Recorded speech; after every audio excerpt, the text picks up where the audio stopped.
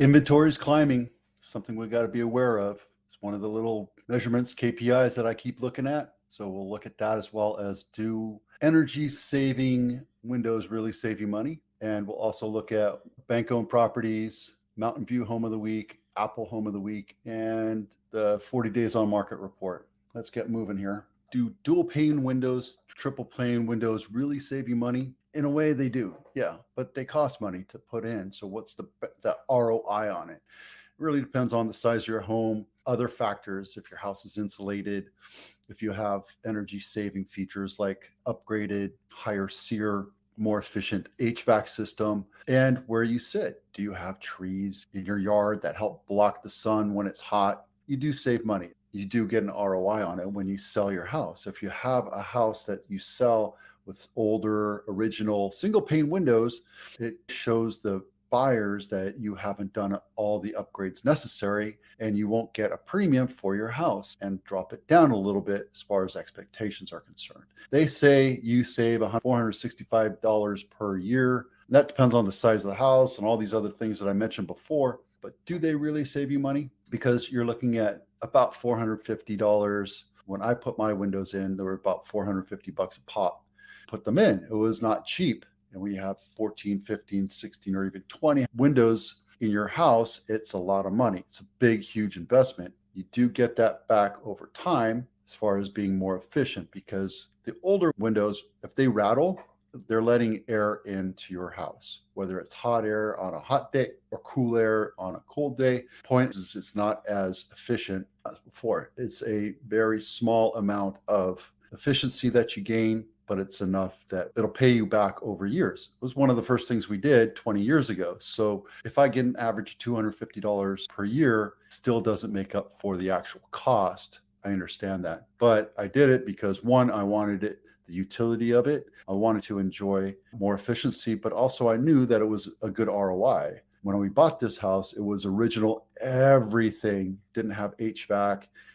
The kitchen, the bathrooms were all original. It's exactly what I wanted because I was younger and I wanted to put money into a house and fix it up a little bit. And over the years, I've done that. Every year I put some money into the house and we fix it up and make it better for us, not for the resale value. So we have a new kitchen, we have new bathrooms, we have new floor. I got rid of the popcorn on most of the ceilings. The bedroom's the last thing to do. I did the windows, put new HVAC in.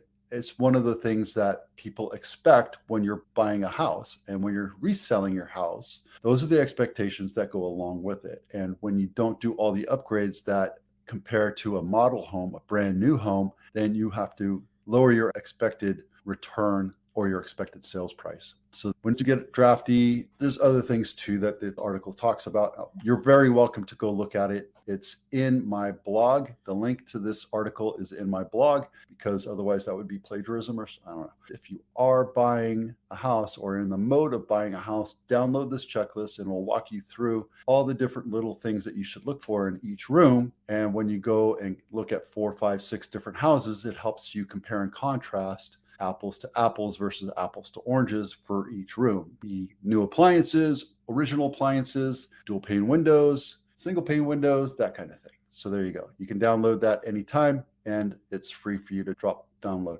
This is a bank-owned property. This is a bank-owned property of the week, $1.4 million. And it's right down the street from me, right there, right by Blossom Hill. Say 3-bedroom, 2-bath, 1,500 square feet. I don't know if this is completely bank owned or not. It just popped up in the bank owned and distressed properties, but it's a very well done house. This is a great buy for whoever buys it. You might have to overpay for this one because this one just came on market. It's priced right for the condition, and it's an awesome looking house. I love the colors of this house, of the cabinets. They have the plastic counters, but that's the fad these days. Too many pictures of the same thing.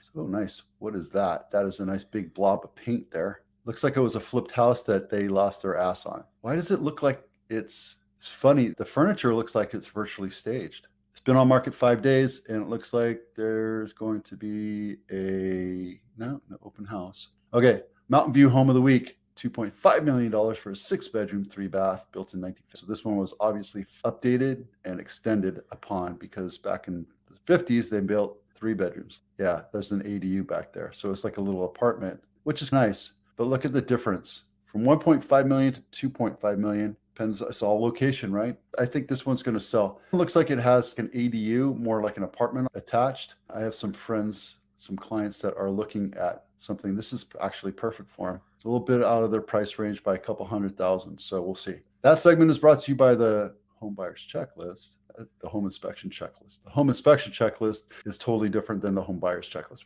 This is Apple Home of the Week, brand spanking new. Look at this. It's beautiful. 4-bedroom, 4.5 bath, 2,700 square feet, paltry $4 million.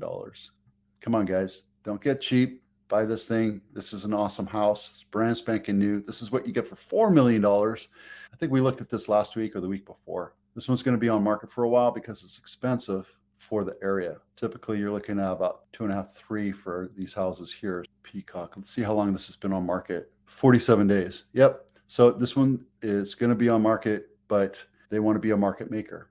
This area, they want to be a market maker. Look, everything else is 2 million in this area, right? Maybe you might see something at 3. This one right here, that one's probably going to sit on market for a little bit too, but they're pushing. This one's going to be on market for quite a while. So take a look at it if you want. I'm happy to go show it to you anytime. Basic. This is the 40 days on market. We have 130. Inventory is starting to increase a little bit. What does that mean? It means we're in the middle of the summer. Everybody's on vacation. They have their kids home. The last thing they want to think about is moving when they're on vacation and in school mode. They have to figure out how to get their kids into daycare or what have you. So there's a lot less people looking. Yesterday we looked at that, but we have more houses sitting on market for longer. We found that in Santa Clara County, 15% of the houses have seen price decreases, which isn't a lot, but it's enough to keep an eye on that. But also these numbers are growing. Not exponentially, nothing to be alarmed about, but it's something to know, keep an eye on, right? Let's see. For sale, we have 533 homes for sale. We need 1,000 to be a balanced market. And for Santa Clara County, right now we have 1,100